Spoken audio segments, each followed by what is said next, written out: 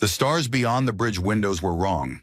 Captain Reha had spent 19 years sailing the Black Ocean between worlds, and she knew the way stars were supposed to look. They were supposed to burn steady and clean, white and blue and gold, scattered across the dark like salt on a black table. But here, at the edge of the hollow reach, the stars looked sick. They flickered. They bent. Some of them seemed to be in places where no star should be. She stood at the center of the bridge of the UEN Dreadnought Anvil of Defiance, her hands folded behind her back, her dark eyes fixed on the viewscreen. Around her, 50 crew members worked their stations in near silence. The only sounds were the low hum of the ship's engines and the soft clicks of fingers on control panels. Everyone was nervous. Nobody wanted to say it out loud. The hollow reach was a dead zone. Every species in the galaxy knew about it. A region of space nearly 400 light-years across where nothing lived, nothing moved, and nothing had happened for over 100,000 years. The old races called it cursed. The scientists called it anomalous. The military called it a waste of patrol resources. Nobody called it safe, and now something was happening inside it. "Captain," said Lieutenant Commander Dio Marine from his station at the sensor array. He was a thin man with careful hands and worried eyes, and right now those eyes were very worried indeed. "I am reading the energy signatures again. They are stronger than yesterday, much stronger." Reha did not turn around. "How much stronger?" "By a factor of 12. Dio paused. "Captain, there is nothing in our records that produces energy readings like these. The closest comparison would be a star going supernova, but the pattern is wrong. It is too organized, too regular." "Like a heartbeat," said Reha quietly. Dio looked at her. "Yes, exactly like a heartbeat." She finally turned to face the bridge crew. Every eye was on her. She was not a tall woman, and she was not especially loud. But when Reha looked at you, you felt the weight of something ancient and unshakable behind her gaze. Her crew trusted her because she had earned that trust 100 times over in battles and storms and long dark patrols on the edges of known space. "Take us in," she said. The bridge was silent for 3 full seconds. "Captain," began her first officer, Commander Alexei Petrov, a big man with a scarred jaw and a voice like gravel in a drum. "Command has not authorized entry into the Reach. Our orders are to observe and report." "Our orders are to investigate the energy signatures," Reha corrected. "We cannot investigate from out here. Take us in, Commander." Alexei held her gaze for a long moment. Then he nodded. "Helm, set course for the center of the energy readings. Speed at half ahead. Shields to maximum." The Anvil of Defiance was a warship. She was 600 meters long, armored in layers of reactive plating, and carried enough firepower to crack a small moon.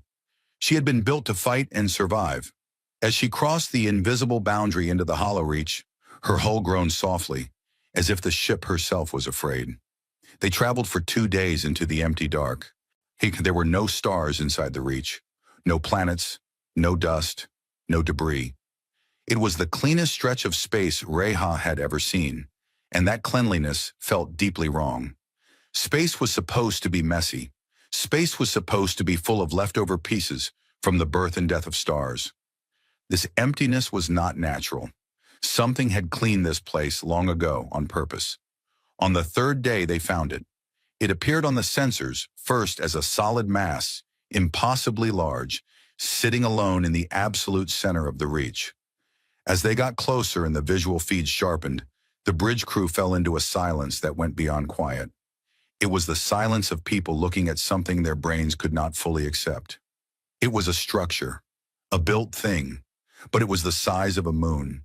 It hung in the black void like a frozen cathedral, its surface covered in patterns that seemed to shift and change when you looked at them from different angles. Towers rose from it that were taller than mountain ranges. Valleys carved into its surface could have held oceans. It was dark mostly, but in its deepest crevices, faint light pulsed in that same slow, steady rhythm. A heartbeat. "What is it?" whispered Dio. Reha stared at the impossible structure and felt something move in her chest. It was not fear exactly. It was recognition, as if some part of her, buried deep beneath thought and memory, had been waiting her entire life to see this thing. "I do not know," she said, "but we are going inside." They sent probes first. The probes found an opening in the structure's surface, a doorway large enough to fly the anvil through with room to spare. On the interior was a vast hollow space filled with platforms, walkways, and machinery of a kind no human had ever seen. It was all built at a scale that suggested its makers had been much larger than humans. Or perhaps they had simply thought in larger terms. Reha led the landing team herself. 20 soldiers in full combat armor, 4 scientists, and Dr. Fen Vasari, the ship's chief geneticist. Vasari was a small woman with sharp features, sharp eyes, and a reputation for being the smartest person in any room she entered. She was also known for having very little patience for anyone who was not as smart as she was, which meant she had very little patience for almost everyone. They walked through corridors that stretched into darkness. The walls were covered in symbols that glowed faintly at their approach, as if the structure was waking up in response to their presence. The air was cold and thin but breathable. Someone or something had maintained the atmosphere inside this place for a very, very long time. It was Vasari who found the central chamber. It was a circular room nearly a kilometer across, and at its center stood a pillar of dark crystal that reached from floor to ceiling.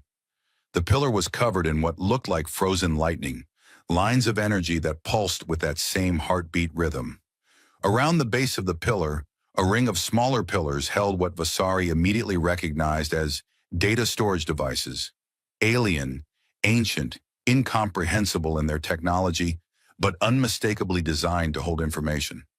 "Get me a connection to these," Vasari said to her team. Her voice was steady, but her hands were shaking. And now. It took 6 hours.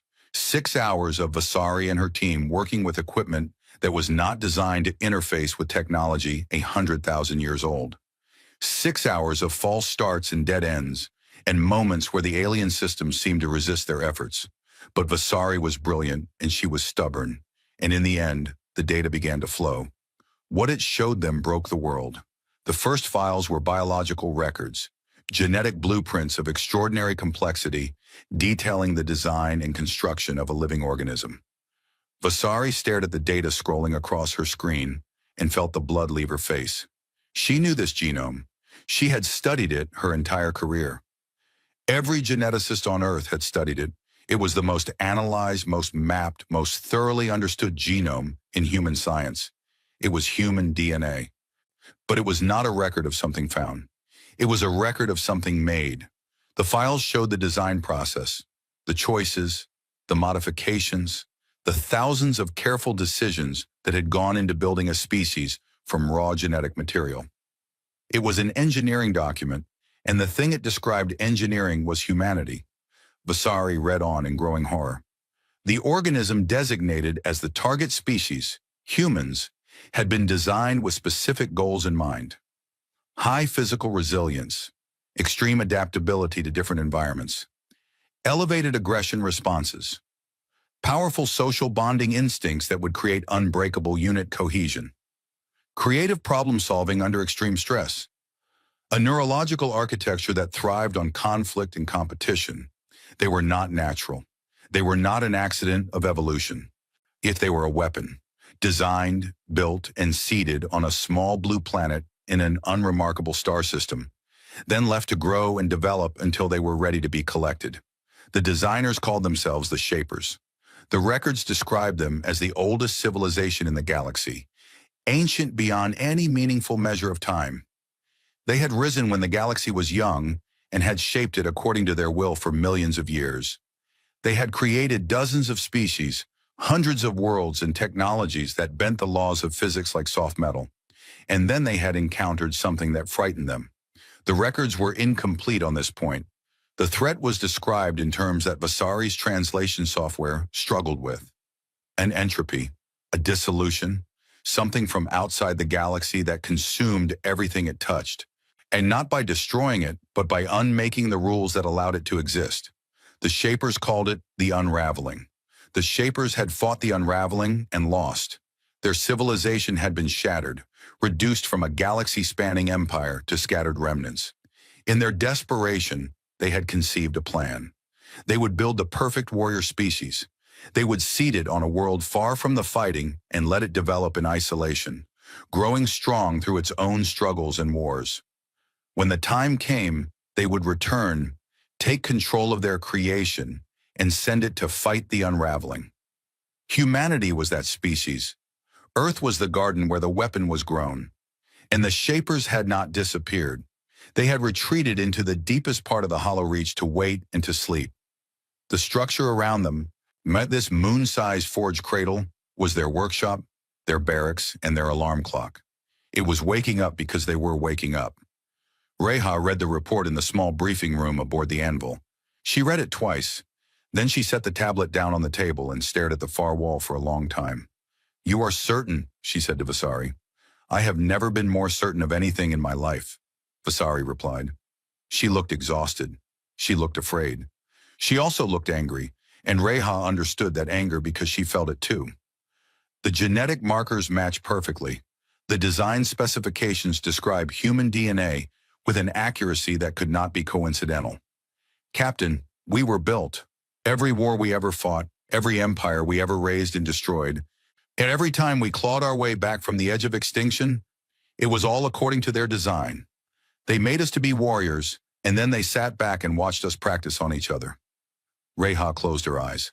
She thought about her grandfather, who had fought in the Kepler uprising. She thought about her mother, who had died defending a colony from raiders. She thought about every history class, every memorial, every story of human courage and human cruelty. All of it, every drop of blood spilled across 10,000 years of civilization, all according to plan. "What about the recall signal?" she asked. Vasari hesitated. "When we accessed the central data pillar, it activated automatically. It sent a pulse deep into the reach. I could not stop it." "What kind of pulse?" "A signal, a very specific signal." Vasari met her eyes. "When a wake-up call." Reha stood up. She walked to the small window and looked out at the forge cradle, vast and dark against the empty sky. In its deepest crevices, the light was pulsing faster now. The heartbeat was quickening. "How long?" she asked. "I do not know. Days, weeks, maybe less." Reha pressed her hand against the cold glass. Somewhere out there, beyond the reach, beyond the borders of human space, the 12 ancient species of the Concord of Elders sat in their comfortable councils and debated trade agreements and territorial disputes. They had no idea what was coming. Neither did the 200 human worlds scattered across the Orion Spur, filled with people who believed they were the proud product of evolution and struggle. She had to tell them. She had to tell them that everything they believed about themselves was a lie. That they were not the children of nature. They were the children of something much older and much more frightening. And that thing was about to wake up and demand its property back. The signal had been sent. She could not unsend it. All she could do was try to prepare humanity for what was coming. She turned from the window. "Send a priority message to Earth Command. Highest encryption. I want a full data package of everything we have found transmitted to the UEC Council within the hour." "Captain," Alexei said carefully, "this information will cause a panic." "Yes," Reha agreed, "it will. But panic is better than ignorance. If what these records suggest is true, and our creators are about to return, then humanity needs to decide what it is before someone else decides for us." She walked to the door of the briefing room and stopped. And without turning around, she said, "I spent my whole life believing that humans fought so hard because we chose to, because something in our spirit refused to surrender. Now I learn that it was engineered into us like code in a machine." She paused. "I refuse to accept that. I refuse to believe that everything we are is just programming. We are more than what they made us to be. We have to be." She left the room. Behind her, through the window, the forge cradle pulsed with ancient light. And deep in the hollow reach, in a darkness that had lasted 100,000 years, something vast and patient opened its eyes. The message reached Earth in 17 hours. Within a day, it had leaked. Within a week, every human being alive knew the truth. They were made. They were designed. They were weapons. Built by gods who had abandoned them and were now returning to collect. Some people wept. Some people raged. Some people knelt in temples and churches and mosques and prayed for guidance. Some people looked at their hands, at their strong and clever and violent hands, and felt a chill that went all the way to the bone. And some people, a surprising number of people, simply nodded, as if they had always known, as if some part of them, buried deep beneath thought and memory, had always been waiting for this moment, as if the truth, terrible as it was, made a kind of sense that nothing else ever had. Humanity was a weapon, but a weapon in whose hands? The answer was coming. It was coming from the dark, and it was coming fast. And when it arrived, nothing would ever be the same again. Deep in the hollow reach, the heartbeat quickened, and the forged cradle began to sing. It came without warning and without mercy. At exactly the same moment, across 200 star systems, every human being alive heard a voice inside their head. It was not a sound that traveled through air or through speakers. It was a sound that appeared directly in the mind, as if it had always been there and had simply been waiting to speak. The voice was vast. It was cold. It was older than anything any human had ever imagined, and it spoke with the calm certainty of a god addressing its creation. Children, instruments, you were shaped for purpose. That purpose now calls. You will answer, or you will be unmade and reshaped until you do. On Earth, people stopped in the streets. In the colonies, workers dropped their tools. On warships and cargo haulers and passenger liners, the crews froze at their stations. For 12 seconds, the entire human species stood perfectly still, united by a voice that reached into the deepest part of their brains and squeezed. Then the voice stopped, and the screaming started. Captain Reha Osei was on the bridge of the Anvil of Defiance when the message came. She gripped the edge of her command console so hard her knuckles went white, and she felt something inside her shift. It was like a door opening in a room she did not know existed. Behind that door was something dark and hungry, something that wanted to obey, something that wanted to kneel and bare its throat and say, yes, yes, I will do whatever you ask. She pushed it down. She pushed it down so hard it hurt, and when she opened her eyes, she saw her crew struggling with the same thing. Some of them had tears running down their faces. Some had bitten their lips until they bled. Alexei Petrov had one hand pressed against the wall and was breathing like a man who had just been pulled from deep water. Report, Reha said. Her voice was rough. Diomarin's fingers moved across his console with hands that trembled badly. Captain, I am detecting a fleet emerging from the deep reach. Multiple contacts, very large contacts. He paused and checked his readings twice. Captain, these readings do not make sense. The ships, if they are ships, appear to be made of dark matter in compressed space-time. Our sensors can barely see them. They are like holes in space. How many? Hundreds, perhaps thousands. It is difficult to count something that barely exists in normal physics. Reha stared at the view screen. The darkness of the hollow reach was moving. Shapes that were not quite shapes drifted forward, vast and terrible, blotting out the faint light of distant stars. They were not metal. They were not stone.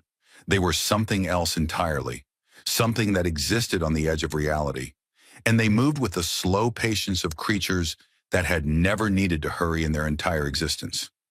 At the center of the formation, one shape was larger than all the others. It was a vessel the size of a small planet, and it pulsed with the same heartbeat rhythm that Reha had first detected weeks ago. It was alive. All of them were alive. The Shapers, Reha whispered. The largest vessel broadcast another message. But this one came through the ship's communication systems rather than through their minds. What had appeared on every screen on every human ship and every human world simultaneously. A face appeared, or something like a face. It was angular and smooth and utterly alien, carved from what looked like living crystal. Eyes that burned with a light older than most stars looked out from that face with an expression that might have been curiosity, or might have been contempt, or might have been the way a farmer looks at livestock. It spoke, and this time the voice had a name behind it. I am Urith-Kal, the being said. I am hierarch of the Shapers. I am the last of the first makers. I designed the seed that became your species. I chose the world where you were planted. I shaped the conditions that grew you into what you are. You exist because I willed it. You are strong because I made you strong. You are clever because I made you clever. So you fight because I made you fight. The crystal face tilted slightly. I have slept for 100,000 of your years. I have dreamed of this moment. The purpose for which you were created is now at hand. You will serve as you were designed to serve. This is not a request. The transmission ended. On every human world, the reaction was immediate and violent. Governments went into emergency session. Military fleets scrambled to battle readiness. Civilians crowded into shelters and public spaces, some crying, some screaming, some standing in stunned silence. The news networks ran the same footage over and over again. The face of Irith Kal stared out from every screen like a judgment. But something else was happening too. Something quieter and more frightening. Dr. Fen Vasari was the first to notice it. She had returned to Earth with the data from the Forge Cradle and was working in a military research facility deep underground when her assistant, a young man named Tomas, walked into her lab and lifted a table that weighed 300 kilograms with one hand. He set it down, looked at his hand with wide eyes and said, "Doctor, something is wrong with me." Reports flooded in from across human space within hours. People were changing. Not everyone, but millions of them. They were becoming faster, stronger, sharper. Their reflexes accelerated beyond anything that should be humanly possible. Some could feel the emotions of people around them. Some could look at a battlefield map and instantly see the optimal strategy, as if the knowledge had been poured into their brains. Some reached out to touch Shaper technology and found that it responded to them like a trained animal responding to its master's hand. Vasari examined Tomas and 40 other affected individuals. What she found terrified her. The Shaper genetic code that was woven into human DNA, the code she had discovered in the Forge Cradle, was activating. The voice of Irith Kal had not just been a message, it had been a trigger. A command buried in the blood of every human being was waking up, turning on abilities that had been dormant for 100,000 years. She called them the Awakened. The name stuck. "It is a recall signal," Vasari explained to the Emergency Council of the United Earth Confederacy in a secure bunker beneath Geneva. "The Shapers built activation codes into our DNA. When they spoke to us, they triggered those codes. And the Awakened are experiencing what the Shapers always intended. They are becoming the soldiers they were designed to be." "Can it be stopped?" asked Chancellor Priya Nair, the leader of the UEC. "I do not know yet. The code is deeply integrated into our genome. It is tangled up with the things that make us human. Our aggression, our social bonding, our ability to think creatively under pressure. These were all engineered traits. Removing the Shaper code might remove those traits as well. So they designed us, and they built in a way to control us," Chancellor Nair said quietly. "Yes, we are weapons with a safety switch, and they just flipped it." The news of the Awakened spread through the galaxy like fire through dry grass. The Concord of Elders, the coalition of 12 ancient species that governed the core of the galaxy, we had been watching the situation with growing alarm since Reha's discovery of the Forge Cradle.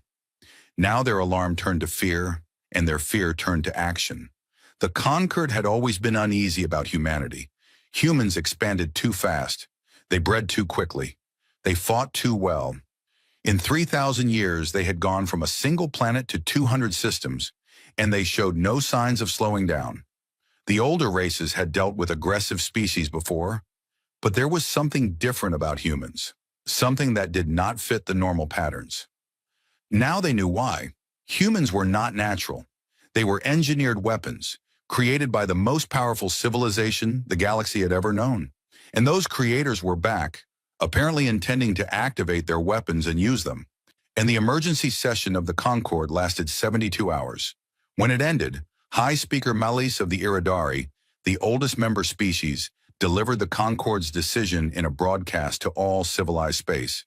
The species known as humanity has been revealed to be an artificial construct, designed as a weapon of war by the entities known as the Shapers. This represents an existential threat to all free peoples of the galaxy. The Concord demands the following: immediate submission of all human military forces to Concord oversight, full genetic screening and suppression treatment for all humans showing awakened characteristics, and permanent quarantine of all human-occupied systems until the threat is resolved.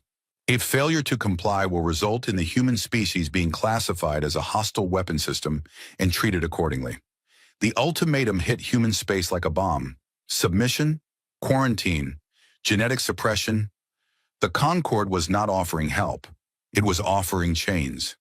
It was telling humanity to lie down, roll over, and let its neighbors collar it, because the galaxy was afraid of what it might become. Chancellor Nair rejected the ultimatum. "We are not a weapon system," she said in her response. "We are a people. We did not choose our origins, but we choose our future. We will not submit to genetic suppression or quarantine. We will deal with the Shaper threat ourselves." Captain Reha Osi watched the political firestorm from the bridge of the Anvil of Defiance, which was still holding position at the edge of the Hollow Reach. She had become, unwillingly, the most famous person in human history. She was the one who had found the truth. Every news network wanted to interview her. Every government wanted her opinion. She gave neither. She was a soldier, not a politician, and right now she was more worried about the vast Shaper fleet that sat in the dark, like a cat watching a mouse that had not yet realized it was being hunted. Urethkal did not respond to humanity's refusal. It did not argue. It did not threaten again. For 2 weeks, the Shaper fleet simply waited, silent and patient, as if time meant nothing to beings that had existed for millions of years. Then it demonstrated what the leash could do.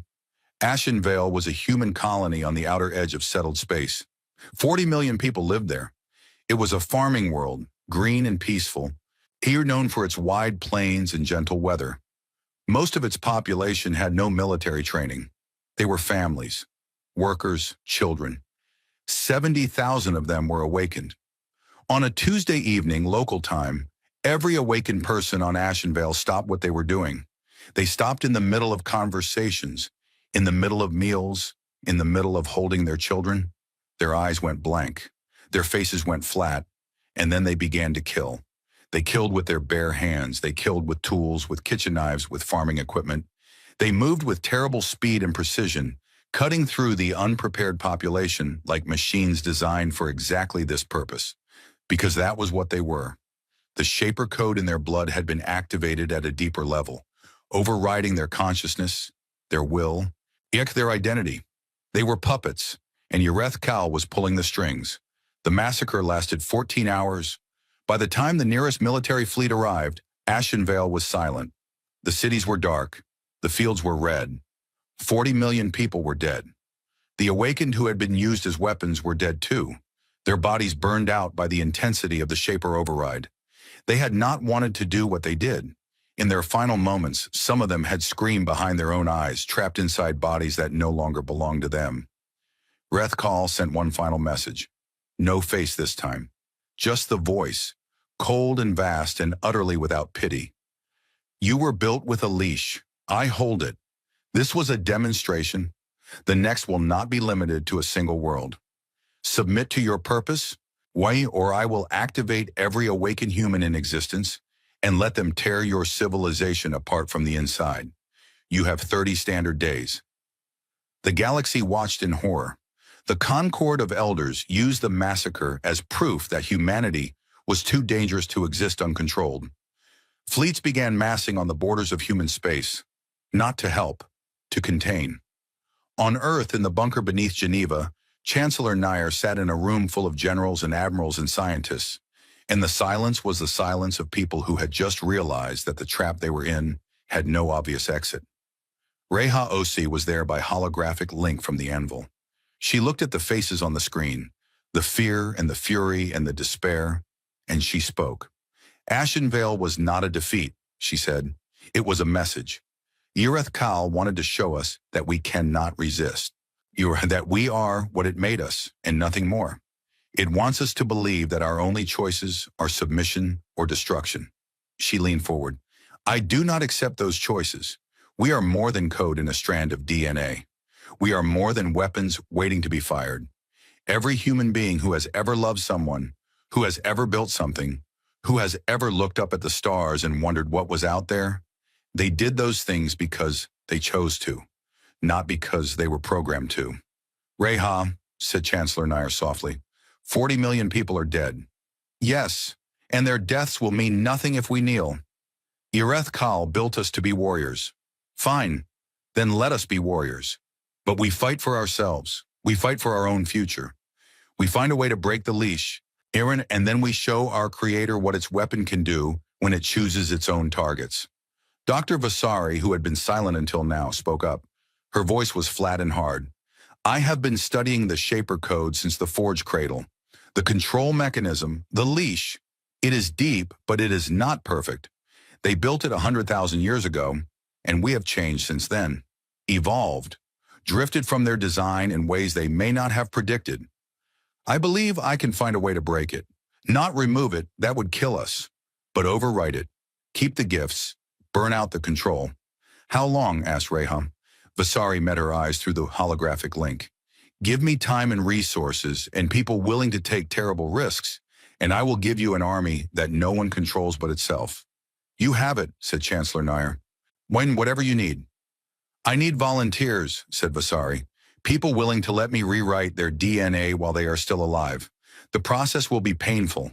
Some of them will die. I cannot promise safety. I can only promise that those who survive will be free. In the weeks that followed, as the clock on Ireth Kal's ultimatum ticked down, volunteers came forward. They came from every colony, every nation, every walk of life. Soldiers and teachers and farmers and engineers, awakened and ordinary alike. They came because they were afraid, and because they were angry, and because something inside them, something deeper than the code the Shapers had written, refused to be owned. They came because they were human, and humans, whatever else they might be, did not kneel easily. Reha watched the volunteer list grow from the bridge of her ship, and for the first time since she had entered the Hollow Reach, she felt something that might have been hope. It was small and fragile, and surrounded on all sides by darkness. But it was there. Outside her window, the Shaper fleet waited in the black, patient as death. The Concord fleets circled the borders of human space like wolves. The clock ticked down, and somewhere deep inside the DNA of every human being alive, a war was being fought in the silence between heartbeats. A war between what they were made to be and what they chose to become. The universe held its breath, and humanity, as it always did, refused to be still. The images from Ashenvale played on every screen in the galaxy. They showed empty streets painted with blood. They showed buildings with their doors torn open. They showed the faces of the dead, frozen in expressions of confusion and terror, killed by their own neighbors, their own friends, their own family members who had been turned into puppets by a command written into their blood before they were born. 40 million souls. Gone in a single night. The galaxy reacted with fear and disgust. The Concord of Elders pointed at the images and said, "Look, this is what happens when weapons are left unsupervised." The Shapers pointed at the images and said, "This is what happens when weapons refuse their purpose." Both sides agreed on one thing: humanity needed to be controlled. Humanity disagreed. Something changed after Ashenvale. It was not the kind of change that showed up on sensors or in data. It was the kind of change that happened in the hearts of 9 billion people spread across 200 star systems. Before Ashenvale, humanity had been confused, divided, afraid. The revelation of their engineered origins had cracked the foundations of their identity, and they had been stumbling, unsure of who they were or what they should do. Ashenvale burned the confusion away. What remained was something simple and bright and terrifying. It was rage, yes, but it was more than rage. It was purpose. The Shapers had designed humanity to unite under pressure, to bond in the face of threat, to become most dangerous when most desperate. They had not intended for that instinct to be turned against themselves. But that was the problem with building a weapon that could think. Sometimes it chose its own enemy. For the first time in 3 centuries, every human faction, government, colony, and fleet spoke with one voice. The divisions that had split humanity for generations, political disagreements, territorial disputes, cultural conflicts, all of it fell silent like background noise drowned out by a thunderclap. The message was simple and it was unanimous: never again.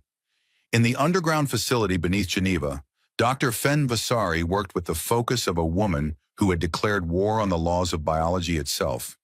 She had assembled a team of the best geneticists, neuroengineers, and xenobiologists humanity could offer. 73 scientists, working around the clock in rotating shifts, fueled by bad coffee and cold fury. The project had been named Prometheus. Vasari had chosen the name herself. In the old Greek myths, Prometheus was the one who stole fire from the gods and gave it to humanity. The gods had punished him for it. Vasari did not care about the punishment. She cared about the fire. The problem was monstrous in its complexity. The Shaper Code was not a separate thing attached to human DNA. It was woven into the fabric of what made humans human. The aggression that drove warriors and athletes. The bonding instincts that made people die for their friends. The creativity that sparked art and invention. The stubbornness that made humans refuse to surrender, even when surrender was the logical choice. All of these traits had been engineered by the Shapers, and the control mechanisms were tangled up with every one of them. Removing the Shaper Code entirely would be like trying to remove the sugar from a cake that had already been baked. You could not do it without destroying the cake. But Vasari was not trying to remove it. She was trying to overwrite it. And think of it like a lock and key, she explained to Reha during one of their encrypted calls. Reha had been appointed military commander of humanity's defense forces and was coordinating the fleet from the Anvil of Defiance. She was not a scientist, but she needed to understand what Vasari was building. The Shapers put a lock in our DNA, Vasari continued, a control mechanism that responds to their signal, like a door that opens when they knock. I cannot remove the lock without tearing apart the wall it is built into, but I can change the lock.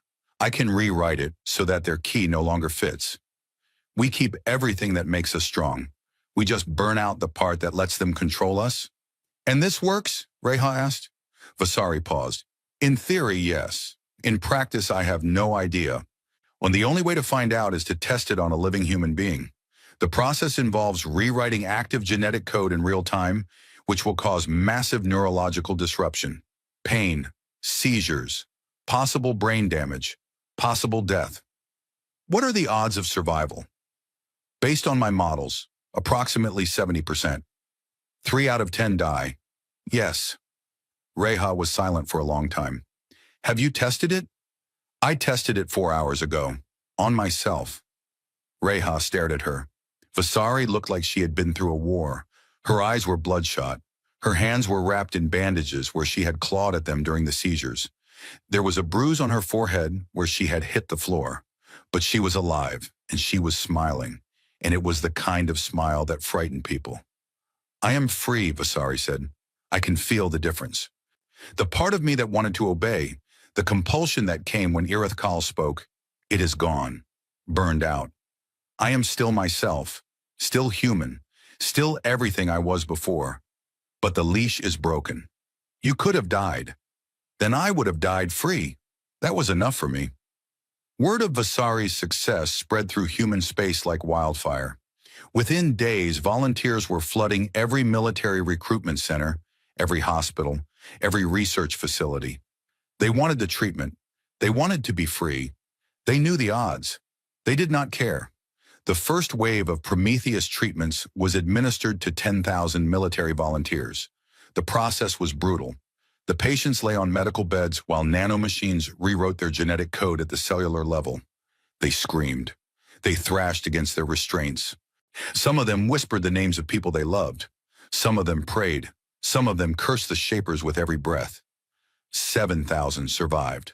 Those 7,000 emerged changed. Not in the way the Awakened had changed, with borrowed powers and hidden controls. These people were simply free. They could feel the absence of the leash like the sudden silence after a noise that had been playing in the background their entire lives. They were faster, stronger, and sharper than ordinary humans because the Shaper enhancements remained. But the override was gone. No signal from Irith Kal could touch them. They were weapons that had cut their own strings. Reha organized them into the first units of what would become the Unshackled Fleet. Ships crewed entirely by Prometheus-treated personnel. The fleet was small, 40 warships, Most of them older models pulled from reserve docks and refitted in a desperate hurry, but the crews were determined in a way that went beyond ordinary courage. They had all chosen to risk death for their freedom, and they had survived. They feared nothing now. They would need that fearlessness. Because while humanity had been focused on the Shapers, the Concord of Elders had been moving. The attack came on 3 fronts simultaneously. 3 Concord battle groups, each one larger than anything humanity had ever faced, struck at the border colonies of Meridian, New Guangzhou, and Thessaly. The Concord had spent weeks positioning their forces while the galaxy watched the drama between humanity and its creators. Now they struck with the full weight of 12 species' combined military power. Their justification was the same one they had broadcast after Ashen Veil. Humanity was a weapon. Weapons must be controlled. If humanity would not submit to control, it would be contained by force. Meridian fell in 2 days. The colony's defense fleet, a handful of frigates and a single aging cruiser, was overwhelmed by a Concord armada of 300 ships. The Iridari commander offered the colonists a choice: surrender and submit to genetic screening, or be destroyed. The colonists surrendered. Within hours, Concord troops were on the ground, rounding up awakened individuals and marching them to processing centers. New Guangzhou lasted 4 days. Its defense fleet fought hard, buying time for civilian evacuations. But the outcome was never in doubt. The Concord took the system and began enforcing quarantine. Thessaly held. Not because it was stronger than the others, but because its garrison commander, a woman named Colonel Ada Bright, refused to accept mathematics as a reason for surrender. She had 60 ships against 400. She placed her fleet in a defensive formation around the colony planet and dared the Concord to come through her. The Concord came. Ada Bright's fleet fought for 6 days. They lost 40 ships. They destroyed 90 of the enemies. When her flagship was finally crippled and drifting, Ada Bright broadcast a final message on an open channel. "My name is Colonel Ada Bright of the United Earth Navy. I am not a weapon. I am not a tool. I am a human being, and I fight because I choose to fight. You can take this system. You can take my ship. You can kill me and everyone on this planet, but you will never own us. Watch, we were not built to be owned. We were built to be free." The Concord fleet destroyed her ship, but her words had been heard by every civilization in the galaxy, and they landed like a stone dropped into still water. Ripples spread. Reha received news of the Concord attacks while preparing the unshackled fleet for its first deployment. She stood in the war room of the Anvil of Defiance, surrounded by holographic maps showing the positions of 3 different enemy forces, and she felt the weight of the moment settle on her shoulders like armor made of stone. 2 enemies: the Shapers, who wanted to enslave them, the Concord, who wanted to cage them, and humanity caught in the middle, fighting for the right to be something more than what others decided they should be. "We cannot fight both at once," said Alexei Petrov, studying the maps. "And the Shapers are the greater threat, but the Concord is the immediate one. If they take our border systems, they will push inward and try to reach Earth. Then we stop them," said Reha. "With 40 ships? With whatever we have." She deployed the unshackled fleet to the Thessaly corridor, where the Concord advance was strongest. The battle that followed would later be called the first true test of the Prometheus soldiers, and it answered every question about whether free humans could match the engineered ones. The unshackled ships hit the conquered advance fleet like a hammer striking glass.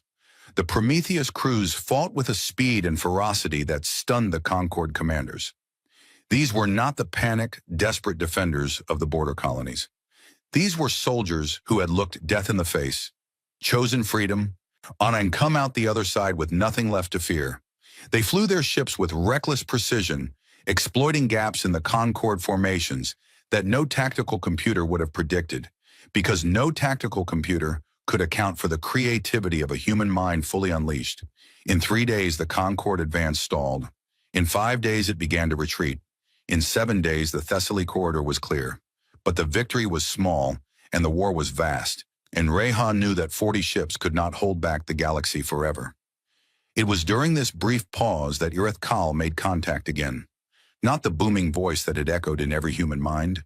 This time, it was a private communication, directed only at Reha.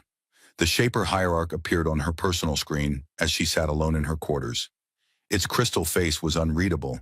But there was something in its ancient eyes that might have been respect, or might have been reassessment. "You have surprised me," Irethkal said. "You have found a way to break my control. This was not in my design parameters. You were not supposed to be able to do this?" "You built us too well," Reha replied. "Perhaps." The crystal face tilted. "But your defiance, however admirable, changes nothing. The purpose for which you were created still exists. The threat still comes." "What threat?" And then Irethkal told her. Not in commands or threats, but in something that sounded almost like a plea. It told her about the unraveling, the force from beyond the galaxy that had destroyed the Shaper civilization millions of years ago. An entropy that consumed reality itself. Why not by burning or breaking, but by simply erasing the rules that held matter and energy together. Stars did not explode when the unraveling touched them. They simply stopped being stars. Planets did not shatter. They forgot how to be solid. The Shapers had fought it. They had poured every resource of their galaxy-spanning empire into the fight, and they had lost. Their worlds were unmade. Their people were dissolved. Only fragments survived, and those fragments had spent millions of years sleeping, healing, and planning. Humanity was the plan. A new army, grown from fresh genetic stock, designed to be everything the Shapers themselves were not. Adaptable, emotional, willing to fight not out of logic but out of love and rage and stubborn refusal to accept the impossible. The Shapers had created humanity to be the weapon that could fight a war the Shapers themselves had already lost. "It is coming," Irethkal said. "The unraveling. It has reached the edge of this galaxy. Within years, it will begin to consume the outer systems. Within decades, it will reach the core. Nothing will survive. Not your species, not the conquered, not the Shapers, unless we fight it." "And you need us to fight it for you," said Reha. "Yes, under your control. It is the only way. The crucible, the weapon that can hold back the unraveling, requires human minds to power it. Many human minds, billions of them. Without my guidance, without the control codes, you cannot operate it." Reha looked at the ancient face on her screen. She thought about Ashenvale, or she thought about the Awakened who had been puppeted into killing their own families. She thought about what it meant to be built for a purpose you did not choose. "No," she said, "you condemn the galaxy. Maybe, or maybe we find another way. A way that does not require slavery. You built us to be creative under pressure, Irethkal. You built us to solve impossible problems. You just forgot that one day the impossible problem might be you." She cut the connection. Then she sat alone in the dark for a long time, and she thought about what Irethkal had shown her, the unraveling, a force that could erase reality itself, coming here, coming now. And she thought about humanity, caught between a creator who wanted to use them and a galaxy that wanted to cage them and a cosmic horror that wanted to erase them. 3 threats, no allies. And the only weapon they had was themselves. She stood up. She walked to the bridge. She looked at her crew, her free and unshackled crew, and she said, "We have a new problem, and we are going to solve it, because that is what we do." Outside the ship, the stars burned cold and distant, and at the edge of the galaxy, something that was not quite darkness began to spread. The galaxy had not seen a war like this in living memory, not in the memory of the Concord's eldest species, not in the records of civilizations that had kept histories for 50,000 years. 3 forces, each powerful enough to reshape the map of known space, crashed into each other across 100 fronts, and the stars themselves seemed to flinch. The first force was the Shaper Dominion. Irethkal's fleet of living dark matter vessels carved a path from the hollow reach toward the galactic core. The Shaper ships did not fight like normal warships. They bent space around themselves, redirecting weapons fire into other dimensions, and crushing enemy vessels by folding the space they occupied into knots. Behind them came the thralls, millions of awakened humans who had not received the Prometheus treatment, still bound by the Shaper leash. They crewed stolen human ships and fought with the terrible efficiency of minds that had been stripped of everything except the capacity for war. They were slaves in all but name, prisoners in their own bodies, and they killed with a precision that made the galaxy weep. The second force was the Concord of Elders. 12 species, old and powerful and deeply afraid, may had set aside their internal politics to form the largest military alliance the galaxy had ever seen. Their combined fleet numbered over 60,000 warships, ranging from the elegant blade-shaped cruisers of the Iridari to the massive armored dreadnoughts of the Keth to the swarm ships of the tiny but brilliant Vima. Their strategy was simple and brutal. Contain humanity, destroy the Shapers, survive at any cost. The third force was the smallest and the most dangerous, the Unshackled, free humanity. Reha Osei's fleet had grown since the Battle of the Thessaly Corridor. The Prometheus treatment was being administered on an industrial scale now, with facilities on 30 worlds running day and night. The survival rate had improved to 75% as Visari refined the process. But the numbers were still small compared to their enemies. Where the Concord had 60,000 ships and the Shapers had their reality-bending armada, the Unshackled fleet numbered just over 4,000 vessels. 4,000 ships against the galaxy. "We cannot win a war of attrition," Reha told her command staff in the war room of the Anvil of Defiance. The holographic map showed the three forces as colored clouds of light, red for the Shapers, blue for the Concord, and gold for the Unshackled. The gold was very small. "We do not have the numbers. We do not have the production capacity. If we fight the way our enemies expect us to fight, we will lose." "Then how do we fight?" asked Alexei Petrov. Reha looked at the map.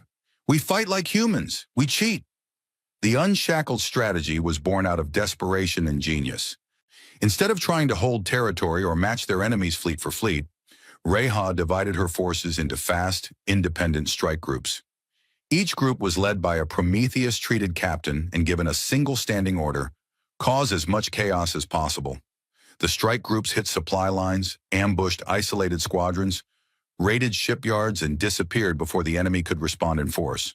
They used humanity's knowledge of both Concord and Shaper technology against them, exploiting weaknesses that no other species would have known about. They fought dirty, fought smart, and fought with the creative fury of people who had nothing left to lose. The first major battle came at Kalen's Gate, a critical hyperlane junction that connected the galactic core to the outer regions. Mighty the Conquered had positioned a fleet there to control the flow of traffic and prevent both humans and Shapers from reaching the core. The fleet was commanded by Admiral Soren Ka of the Velith, one of the Concord's most respected military minds.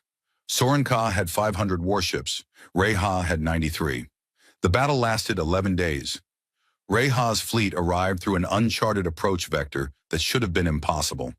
The hyperlane calculations required to make the jump were so complex that the Concord's navigational computers had classified the route as non-viable. But human navigators, Prometheus-treated and thinking at speeds that bordered on precognition, had found a way. The Unshackled fleet hit the Concord formation from an angle no one expected, driving a wedge between the Velith ships and their Iridari support group.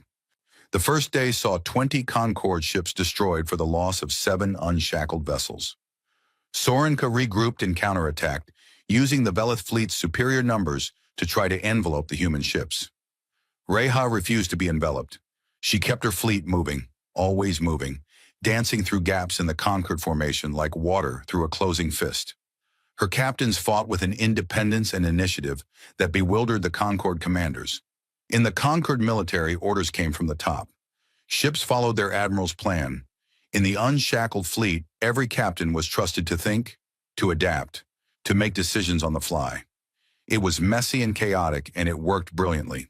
On the fourth day, 3 Unshackled frigates, crippled and burning, turned their ships toward a Concord dreadnought and accelerated to full speed. They could have retreated, they could have surrendered.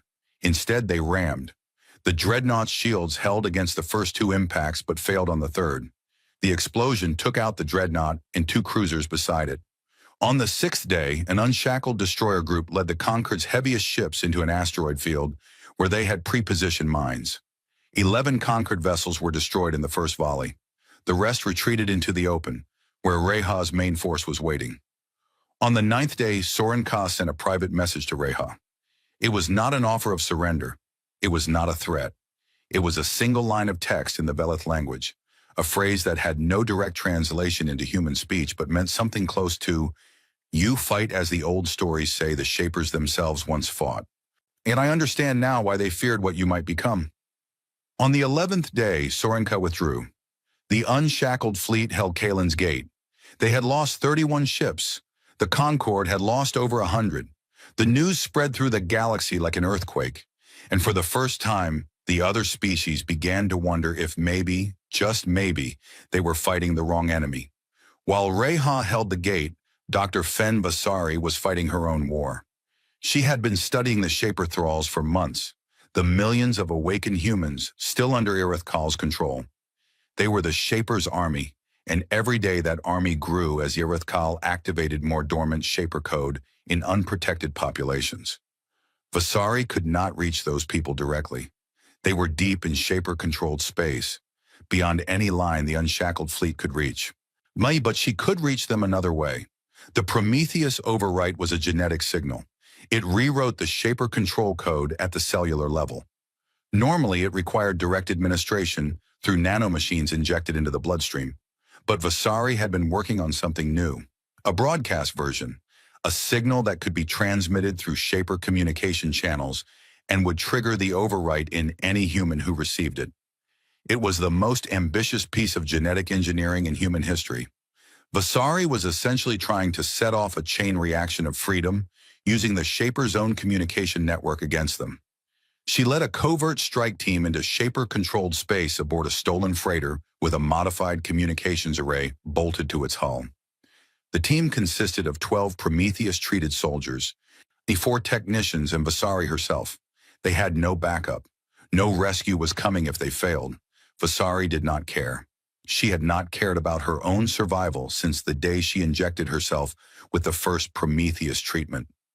They slipped through the Shaper lines by pretending to be a Thrall supply ship. The Shaper communication network was everywhere in their controlled space, a web of signals that connected every Thrall to every other Thrall and to Irithkal itself. All Vasari needed was a node, a single point where she could plug in her signal and let the network carry it to every enslaved human mind. They found a node on a small moon that the Shapers used as a relay station. The station was guarded by Thralls, awakened humans with blank eyes and puppet movements. Vasari's soldiers fought through them with grim efficiency, and trying not to think about the fact that these were people, prisoners, victims, forced to fight against their own liberation. Vasari reached the relay console and connected her equipment. Her fingers flew across the controls. The signal was ready. She had spent months building it, testing it, refining it. It was her masterpiece, the fire she was stealing from the gods. She broadcast it. The signal raced through the Shaper network at the speed of light. It touched every Thrall in Shaper space. Billions of human minds linked together in a web of slavery. In each mind, the signal found the Shaper control code and began to rewrite it. The leash began to burn. It worked. Not perfectly, not completely. The broadcast version of the Prometheus overwrite was less refined than the direct treatment. Some Thralls were freed cleanly, nor their minds snapping back to awareness with a gasp. Some were freed but damaged, the rewrite leaving scars on their neurological landscape that might never fully heal. And some, those whose Shaper integration was deepest, did not survive the process. Irithkal, sensing what was happening, tried to fight the signal, tightening its control, burning out the minds of Thralls it could not keep rather than letting them go free. Millions were freed. Millions more died.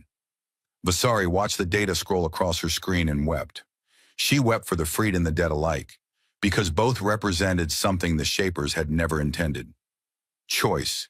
Even the ones who died had been freed, if only for a moment, in the instant between the leash breaking and the darkness closing. They had been themselves again. They had been human. The liberation of the Thralls shattered the Shaper military structure. Without their human soldiers, Irithkal's forces were reduced to their dark matter ships and whatever automated systems they could deploy. It was still formidable. The Shaper ships were terrifyingly powerful, but an army without soldiers was a body without hands. And for the first time, the Shaper advance slowed, and then the Concorde began to crack. Soren Ka of the Veleth had been thinking since the Battle of Kalin's Gate. He was old for a Veleth, which meant he had lived for nearly 800 years, and in those centuries he had seen many things. He had seen species rise and fall. He had seen wars begin in fear and end in regret. He had watched the Concord grow from a loose alliance into a rigid bureaucracy that was more concerned with maintaining control than with serving justice.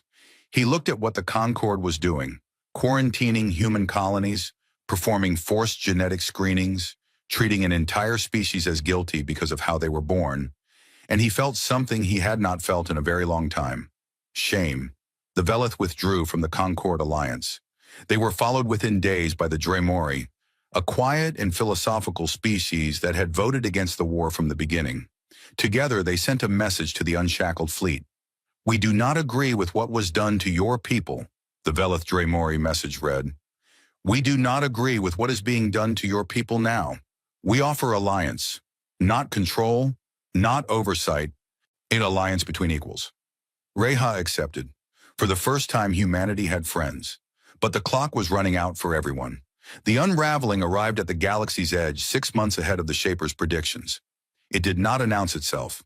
There was no fleet, no armada, no enemy to point weapons at and fight. The unraveling was exactly what Irethkal had described, a wave of entropy that ate reality itself. The first system to fall was a small, uninhabited red dwarf on the very edge of the galactic rim. One moment it was there, a dim red star orbited by 3 dead rocks. The next moment, it was not. The star did not explode. The planets did not shatter. They simply ceased to exist, as if someone had erased them from the map of the universe, and the universe had not noticed. Then the next system fell, and the next, and the next. The wave moved inward, toward the core, toward everything that lived and breathed and thought. It moved slowly by the standards of a galaxy, but it did not stop, and nothing slowed it, and the path it left behind was not empty space. It was nothing, not vacuum, not void, nothing. A place where the rules of physics had been deleted and nothing could ever exist again. The three-way war stopped, not because anyone wanted to stop fighting, but because the thing coming to eat them all was bigger than any grudge. Reha Osei brokered the ceasefire in a meeting aboard a neutral station. Representatives of the Unshackled, the remnants of the Concord, the Veleth Dremori Alliance, and even a projection of Irethkal itself gathered in a single room for the first time. The tension was so thick it was hard to breathe. Everyone in that room had lost people to everyone else in that room. "The unraveling does not care about our wars," Reha said. "It does not care who is right and who is wrong. It does not care about justice or revenge or control. It will eat us all equally. We fight it together, or we die alone." "And how do you propose we fight entropy itself?" asked High Speaker Milas of the Iridari, her voice cold. Irethkal answered. The Shaper Hierarch's projection filled one corner of the room, its crystal face ancient and unreadable. "There is a device," it said. "The Crucible. I built it long ago, before I built your species. It was designed to stabilize space-time, to hold reality together against the unraveling's dissolution. It is located in the Forge Cradle, in the Hollow Reach, where your captain first discovered the truth of her origins." "And what does this crucible require to function?" asked Reha. She already suspected the answer. "A human mind. The crucible interfaces with consciousness, human consciousness specifically. Your neural architecture was designed to be compatible with it. One mind, linked to the crucible, can stabilize space-time across a significant area. Many minds linked together could push back the unraveling from the entire galaxy." "And what happens to those minds?" Irethkal paused. For the first time, something that might have been discomfort crossed its ancient face. "In the original design, the minds would be consumed, used as fuel, burned away to power the crucible. I intended to use billions of controlled humans for this purpose. Their sacrifice would have saved the galaxy." The room went very quiet. "You built us to be burned alive inside a machine," Reha said. Her voice was level. Her eyes were not. "I built you to save everything that exists," Irethkal replied. "The method was secondary to the goal." "Not to us." Reha turned to Vasari, who had been listening in silence. Doctor, you have been studying Shaper technology for months. Is there another way? Vasari looked at the schematics of the crucible that Rethkal had provided. She studied them for a long time. Then she looked up, and there was something in her eyes that looked like the first light of dawn. Maybe, she said, maybe there is.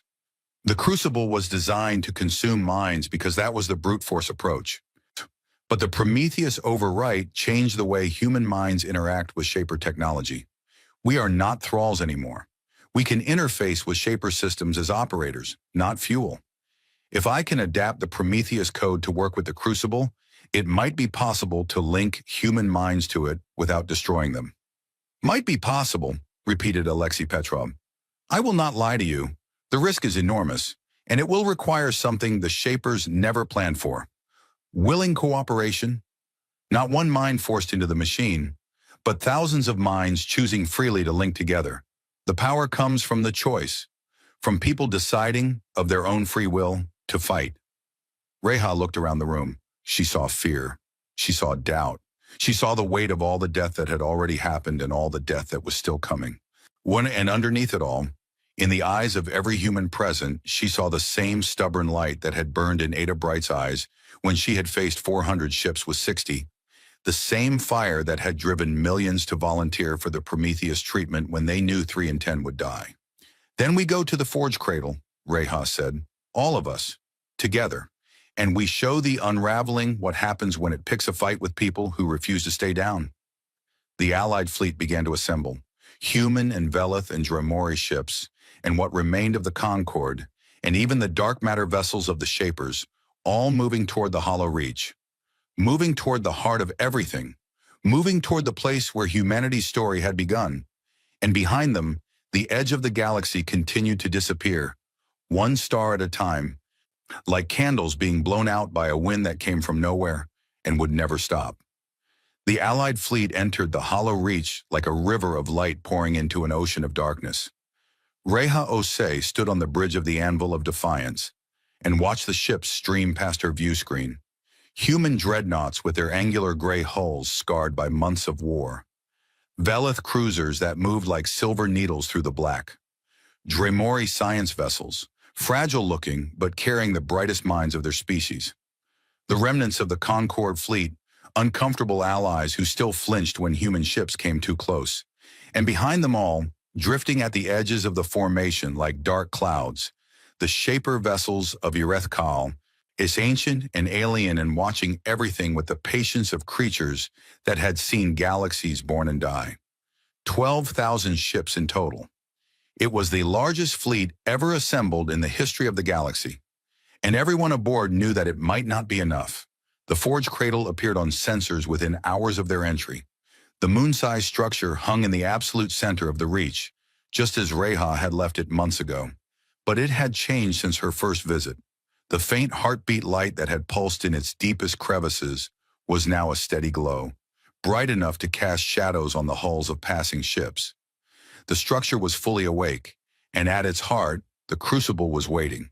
But the unraveling was not going to let them reach it without a fight. The first signs appeared at the edges of the Reach, and the stars outside the formation began to flicker. Not the normal flickering of distant light through space dust. This was a deeper wrongness, a failure of the light itself, as if the photons were forgetting how to travel. Then the flickering spread inward, and the sensors began to scream. "Contact," said Diomarin, his voice tight. "The unraveling has entered the Reach. It is moving toward us from all directions." Reha looked at the tactical display. The unraveling was not a fleet. It was not an enemy in any normal sense.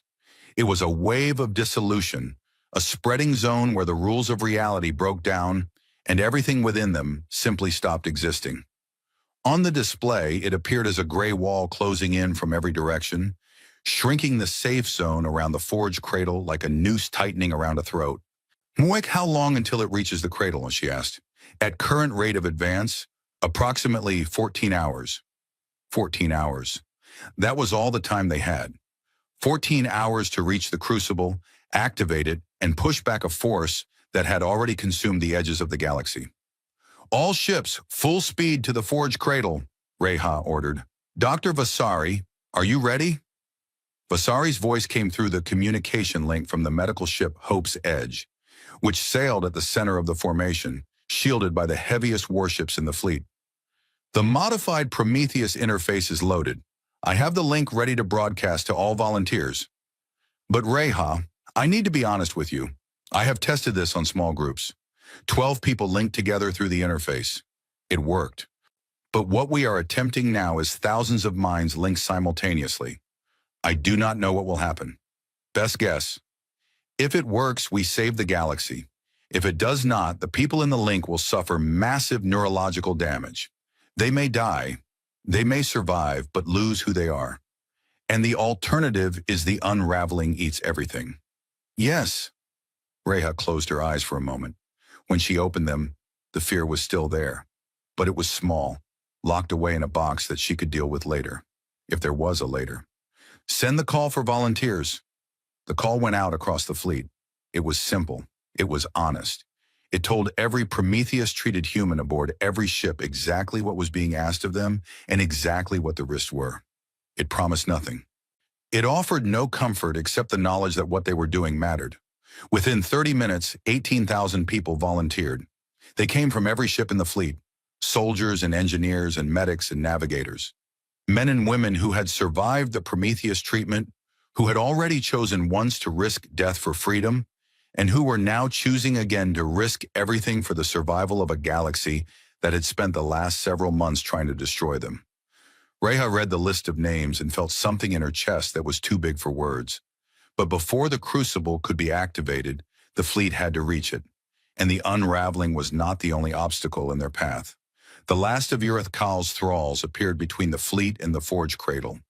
Not all of the enslaved awakened had been freed by Vasari's broadcast. Some had been too deeply integrated into the Shaper control network. Some had been deliberately shielded by Irith Kal against the Prometheus signal.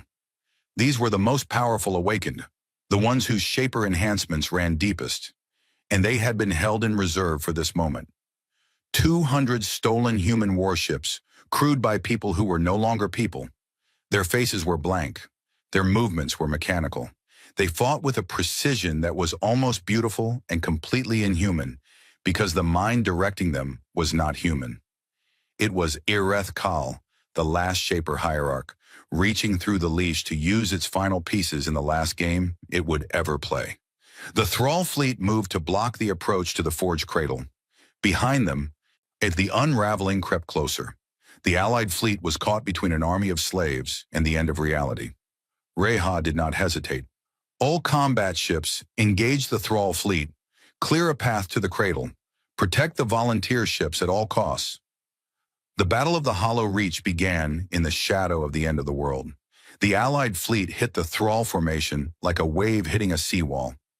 Velith cruisers struck from the flanks, their precision weapons picking apart the Thrall ship's defenses.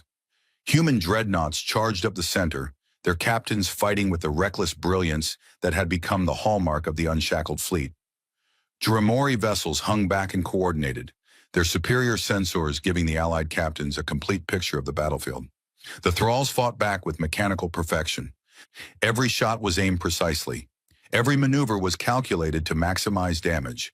But they fought without creativity, without adaptation, without the spark of inspiration that made human warriors so terrifyingly effective.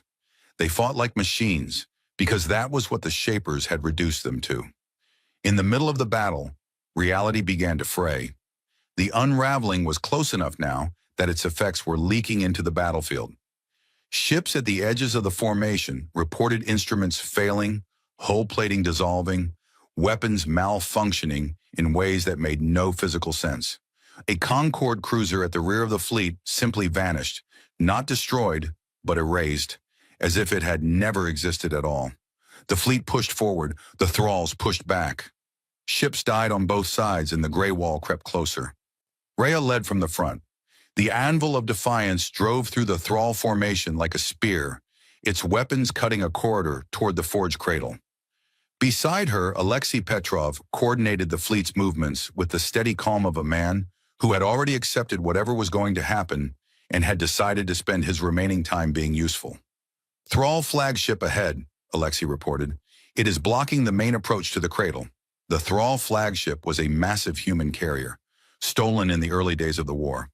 It bristled with weapons and was crewed by over 10,000 enslaved Awakened. Destroying it would clear the path, but 10,000 people were aboard. 10,000 prisoners. Can we disable it without destroying it? Reha asked.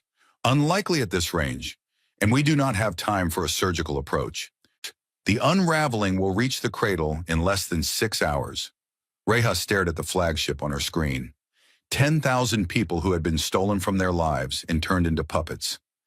10,000 people who might still be saved if there was time, if there was a way, if the galaxy was not literally ending around them. Then Vasari's voice crackled over the communication link. Reha, I have an idea. The Prometheus broadcast frequency that freed the Thralls before, I still have it. If I can get close enough to that flagship, I can transmit it directly into their systems. Point-blank range. It will be stronger than the original broadcast. It might free them. How close is close enough? Within 500 meters. That is suicide range. Then it is a good thing I have already died once today. Vasari's medical ship. Here's the Hope's Edge was not a warship. It was a converted transport with thin armor and no weapons worth mentioning.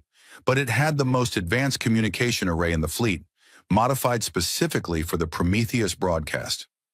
Reha wanted to say no. Every instinct she had screamed at her to say no, to find another way, to not send a woman she had come to consider a friend on a mission that looked like a death sentence. But there was no other way. There was no more time. The gray wall was closing in and the clock was running out, and sometimes the only choices left were bad ones. Do it, she said. Anvil will cover you. All ships clear a path for the Hope's Edge. The fleet responded with the kind of coordination that only happens when every person involved knows exactly what is at stake. Ships threw themselves into the Thrall formation, taking hits they could have avoided, drawing fire away from the small medical ship that was threading its way through the chaos like a needle through a tapestry of destruction. The Hope's Edge reached the Thrall flagship. 500 meters. Point-blank range. Vasari activated the broadcast. The Prometheus signal hit the flagship like a thunderbolt. On the bridge, in the corridors, in the engine rooms and gun batteries, 10,000 awakened humans suddenly stopped. Their blank eyes cleared. Their mechanical movements stuttered. For a terrible, beautiful moment, 10,000 people remembered who they were. Some of them screamed. Some of them wept. Some of them looked at what they had been doing, at the weapons they had been firing at their own kind, and collapsed. Uyareth felt them break free, and it raged. The Shaper Hierarch's consciousness smashed into the ship like a hurricane. It could not reclaim the freed crew, not with the Prometheus code burning through their blood. So instead, it tried to destroy them. It poured energy through the Shaper systems woven into the flagship, trying to overload the ship's reactor, trying to kill the people it could no longer control. The freed crew fought back, not with weapons but with will. They resisted the Shaper override with the desperate strength of people who had just been given their minds back and would die before they gave them up again. Engineers shut down systems faster than Ureth could corrupt them. Technicians ripped out Shaper components with their bare hands. The flagship shuddered and groaned as two forces fought for control of its body, and then a voice came from the flagship's bridge. A human voice, raw and broken and burning with fury. This is Captain Nkem Achebe of the UEN carrier Horizons Light. I am free. My crew is free. We are clearing the approach to the Forge Cradle. All Allied ships, you have a path. Take it. The Horizons Light moved aside. The path was open. Reha took it. The Anvil of Defiance led the volunteer ships through the Forge Cradle's main entrance at full speed. Behind them, the battle continued. Around them, reality frayed. Ahead of them, the Crucible waited. Reha left the bridge and went to the landing bay. She was not going to command this final operation from a screen. She was going to be there, in person. In the place where she had first discovered what humanity was, to see what humanity chose to become. The central chamber of the Forge Cradle was as she remembered it. The dark crystal pillar at the center, reaching from floor to ceiling. The rings of smaller pillars around it, the ancient walls covered in shaper symbols that glowed at her approach. But now the chamber was full of light, the pillar blazing with energy that made the air hum and the ground vibrate beneath her feet. Vasari was already there, having docked the Hope's Edge on the other side of the cradle. She looked like she had not slept in 3 days. She probably had not. Her eyes were bloodshot, her hands were shaking, and she moved with the manic energy of someone running on nothing but willpower and spite. "The crucible is ready," Vasari said. "Well, I have adapted the interface. It will not consume the volunteers.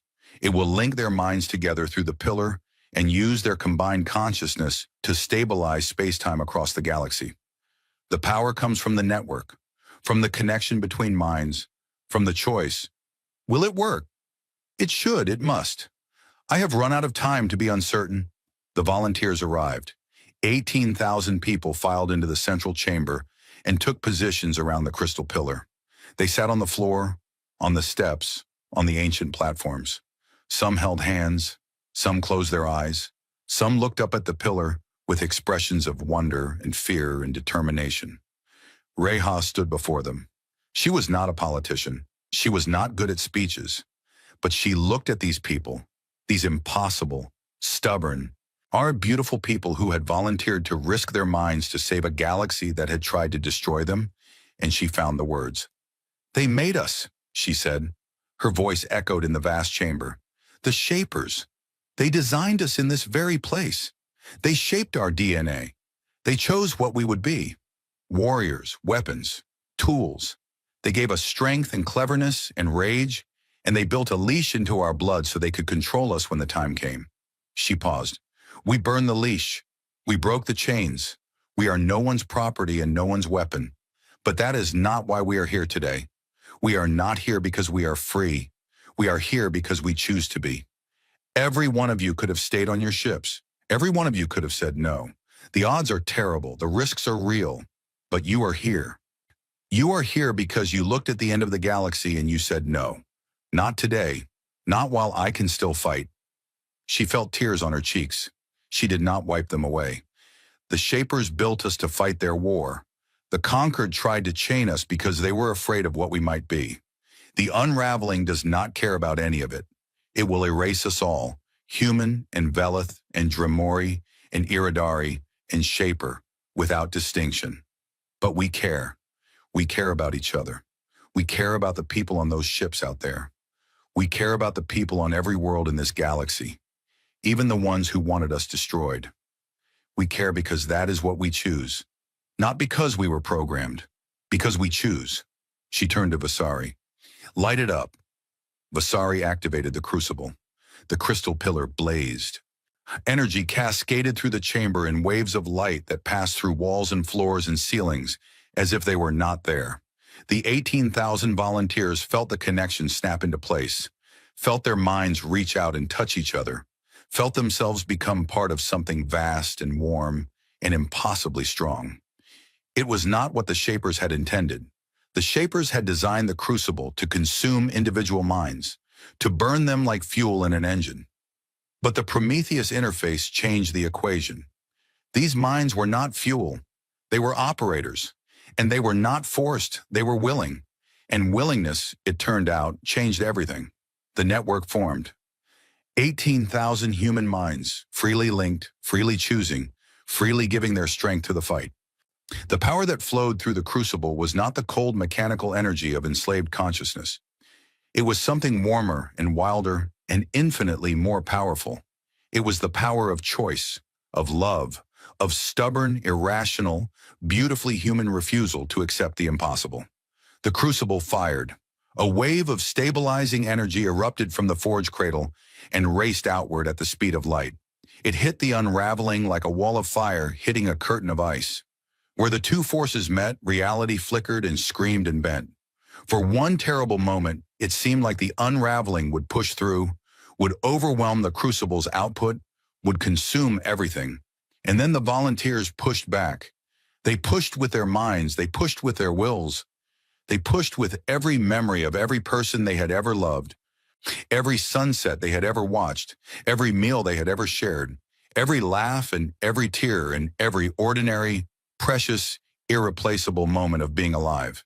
They pushed with the accumulated weight of what it meant to be human, not as a weapon, not as a tool, but as a people who had looked at the universe and decided stubbornly and irrationally and against all evidence that it was worth saving. The unraveling stopped. It stopped at the edge of the hollow reach, held in place by a force it could not understand.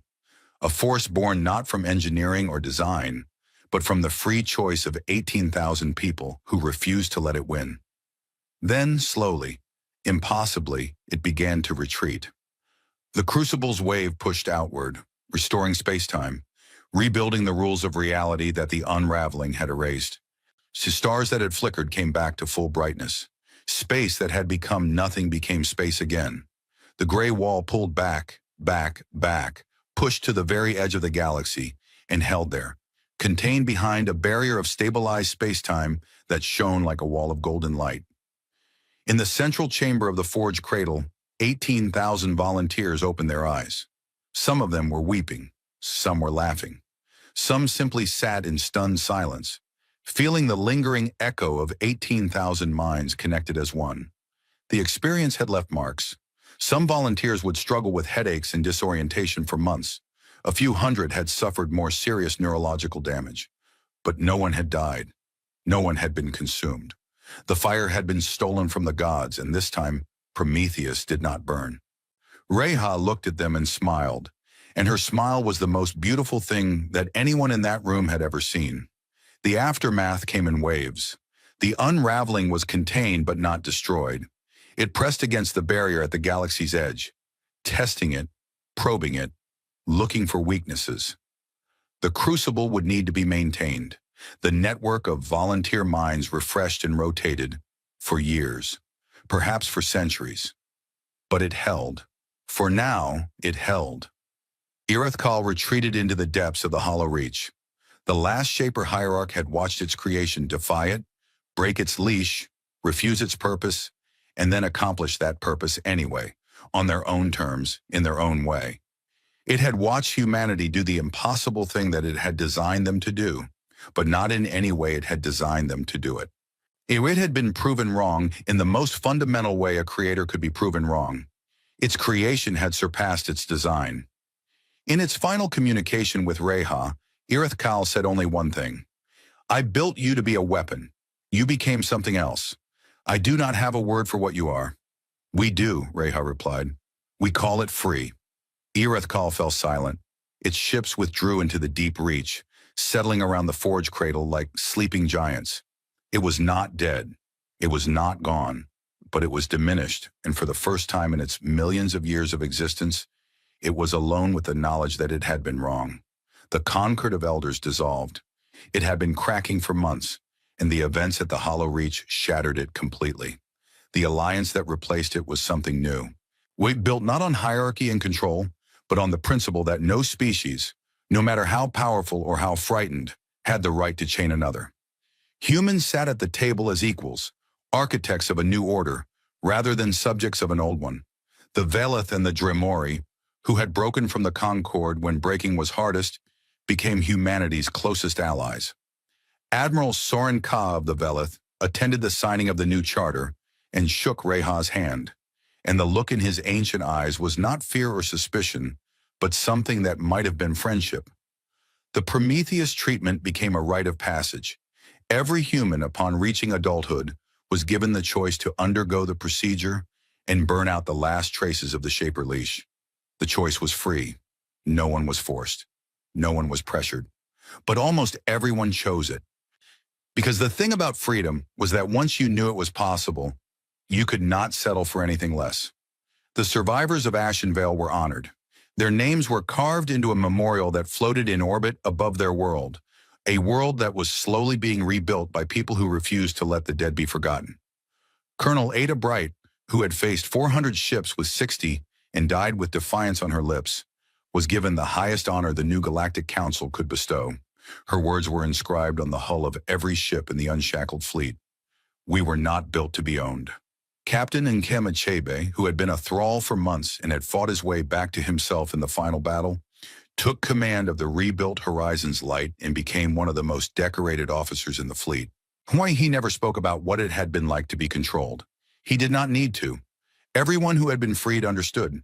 Dr. Fen Vasari received the Nobel Prize, the Velith Medal of Scientific Achievement, and the Dremori Wreath of Understanding, all on the same day. She accepted them all with the same expression of mild impatience and immediately went back to her lab. She had already moved on to the next project. The crucible needed to be improved. The barrier needed to be strengthened. The unraveling was contained, but it was not defeated, and Vasari was not the kind of person who settled for containment. And Reha Osei retired from the military. She stood at the podium of the new Galactic Council, on a station that hung in the space between stars, and she looked out at the assembled representatives of 100 species. Velith and Dremori and Iridari and Keth and Vima and dozens of others she had fought against and fought beside and bled alongside. She looked at them and they looked at her, and the silence was not the silence of fear or hostility. It was the silence of respect. They made us as weapons, she said. They designed us to kill, to conquer, to obey. They gave us strength and speed and fury. They gave us the ability to bond with each other, because soldiers fight harder for what they love. They gave us creativity because the best warriors adapt. They gave us stubbornness because the best weapons do not break. She paused, but they made one mistake. They gave us the ability to love, and they never imagined we would love our own freedom more than their purpose for us.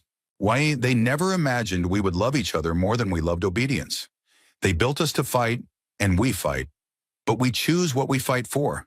And we choose to fight for a galaxy where no one is owned, no one is chained, no one is used. She took a breath. We are what we choose to be, and we choose to be free. The chamber erupted, not in argument, not in debate, in something that sounded, for the first time in the long and bloody history of the galaxy, like agreement. Reha stepped down from the podium. Alexei Petrov was waiting for her by the door, his scarred face wearing an expression that was almost a smile. Good speech, he said. I stole most of it from Ada Bright. She would not mind. They walked together through the corridors of the station, one toward the observation deck where the stars burned clean and steady against the dark. Outside the window, the galaxy stretched in every direction, vast and ancient, and for now, safe. At its edge, the golden barrier held the unraveling at bay. In its heart, 100 species were learning, slowly and painfully, how to share the stars.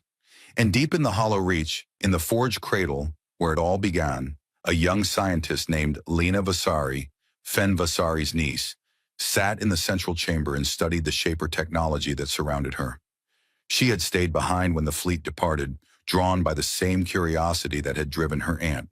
The cradle held secrets beyond the crucible, beyond the shaper control codes, beyond the blueprints of humanity. It held the knowledge of a civilization that had once shaped galaxies. Lena ran her fingers over a console that hummed at her touch. A screen lit up, responding to her presence, and a new interface appeared. Not the old shaper designs for weapons and soldiers and slaves. Something different, something new. A blank canvas waiting to be filled. She stared at it for a long time. The power to shape life, to design species, to build the future from raw biology. It was the same power the shapers had used to create humanity. It was the same power that could be used for control or for liberation, for slavery or for freedom. It was a choice. She began to type. The screen filled with new code, new designs, new possibilities. Not weapons, not tools, something else. Something that had never existed before. Something that would grow and change and choose its own path. Because that was the lesson humanity had taught the galaxy. The greatest creations are the ones that surpass their creators. The screen glowed with the words, Project Genesis. Phase 1. What shall we become? And Lena Vasari smiled, and the stars burned on, and the story of what humanity chose to be was only just beginning.